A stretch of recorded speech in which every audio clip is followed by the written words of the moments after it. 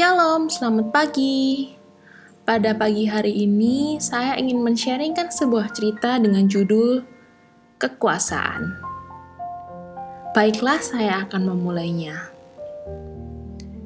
Desakan untuk meraih kekuasaan sudah datang untuk mendorong.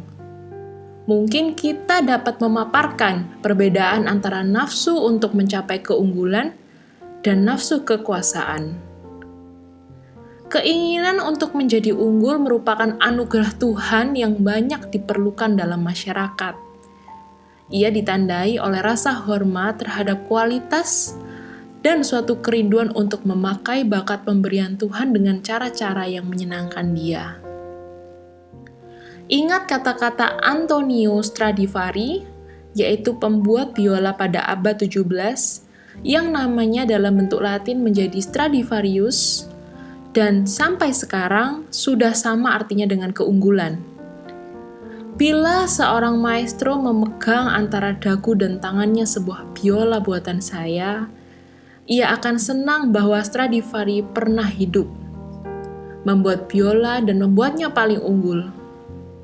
Seandainya tangan saya menjadi lengah, berarti saya merampok Allah, karena ia adalah yang terbaik. Tetapi ia tidak dapat membuat biola Antonio Stradivari tanpa Antonio.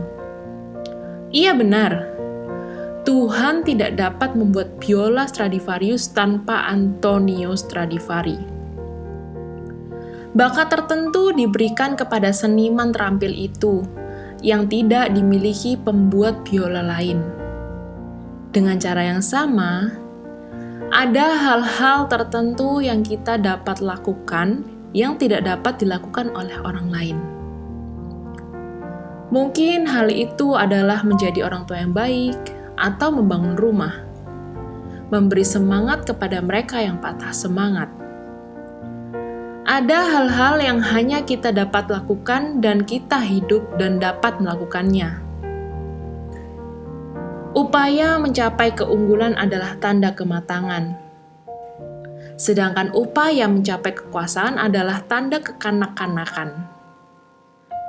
Janji prestis pertama dibisikkan dengan desis, dan kedip mata disertai nyeringai ular oleh malaikat yang sudah jatuh.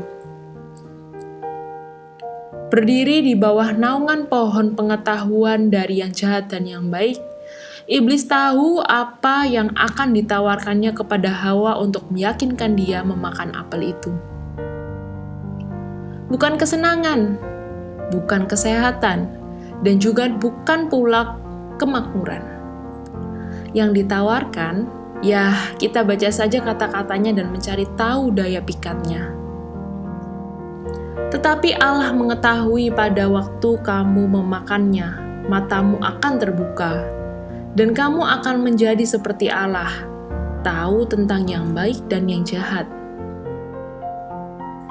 Kamu akan menjadi seperti Allah. Hawa berpikir-pikir mengulangi janji itu di hatinya.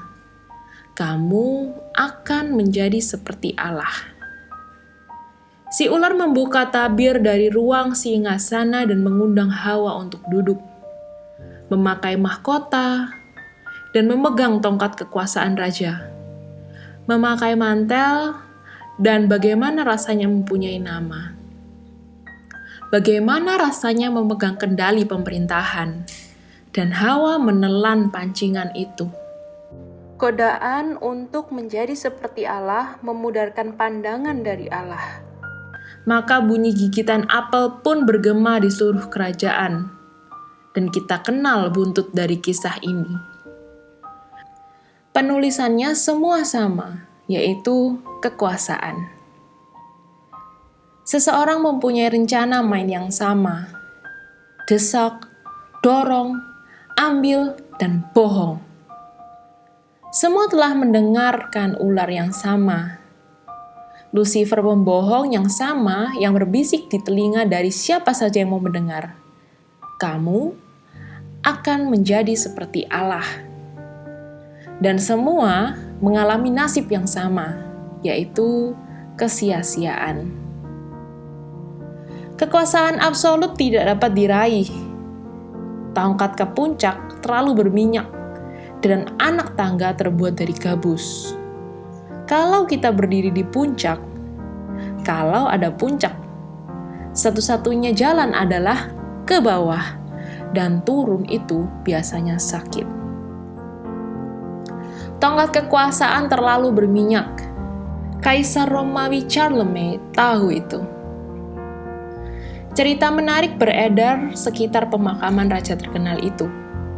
Menurut legenda, ia minta dikuburkan sambil duduk di atas tahtanya. Ia minta supaya mahkotanya diletakkan di atas kepalanya dan tongkat kerajaan di tangannya. Ia juga meminta supaya mantel kerajaan menutupi bahunya dan buku terbuka diletakkan di atas pangkuannya. Dan hal itu terjadi di tahun Masehi 814. Hampir 200 tahun kemudian, Kaisar Othello bertekad melihat apakah permintaan pemakaman itu dilaksanakan. Dikatakan bahwa ia memerintahkan untuk membuka makam itu dan membuat laporan kepadanya. Mereka menemukan jasad itu tepat seperti yang diminta Charlemagne. Hanya sekarang, 200 tahun kemudian, pandangannya mengerikan. Mahkota itu terlihat miring, mantelnya dimakan serangga, dan tubuhnya rusak. Tetapi di atas paha kerangka itu terletak buku yang diminta Charlemagne, yaitu Alkitab. Satu jari tulang telunjuk kepada Matius 16 ayat 26 mengatakan, "Apa gunanya seorang memperoleh seluruh dunia, tetapi kehilangan nyawanya?" Namanya King Goodwill. Ia raja generasi ke-7 dari suku Zulu di Afrika. Dengan gelar mengesankan, tetapi lebih berarti daripada fakta bahwa King Goodwill sendiri mempunyai raja, dan Goodwill adalah orang percaya. Ia menerima Kristus sebagai Tuhannya dan mengajak bangsanya untuk melakukan yang sama. Sekalipun seluruh pidatonya, Raja Goodwill itu patut dicatat, tetapi kalimat pertamanya yang dicatat dalam agenda adalah, "Saya seorang raja, tetapi saya sambut kalian sebagai saudara-saudaraku." Seorang raja yang menganggap kita saudaranya, seorang penguasa yang menyebut kita dalam keluarganya. Tawaran cuma-cuma menjadi anggota keluarga raja. Dan kata-kata ini mengingatkan kita kepada kata-kata seorang raja lain yang berbuat hal yang sama. Dengan kata-kata, "Berbahagialah orang yang membawa damai, karena mereka akan disebut anak-anak Allah." Dan kalimat lainnya adalah, "Jadilah pembawa damai," sang raja berjanji, "maka kita akan menjadi anak Allah." Yang mana yang kita pilih?